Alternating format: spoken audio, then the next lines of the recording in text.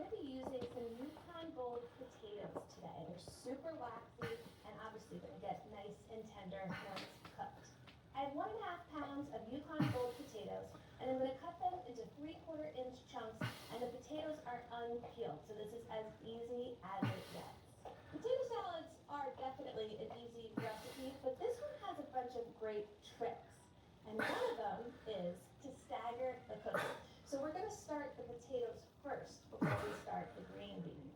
Let's add the potatoes to a large saucepan, and then you want to add enough water to the pan so that it cooks the potatoes by about 1 inch. All right, that looks great. Just going to give it a stir, and then add 2 teaspoons of salt. So we're going to be seasoning throughout the entire recipe at every stage, because we found that way you didn't have to add a ton of salt and pepper at the end. It's going to be super well rounded and really, really well seasoned. So I'm going to bring these potatoes up to a boil and then reduce the heat to medium low and simmer until the potatoes are almost tender, which will take about 7 minutes.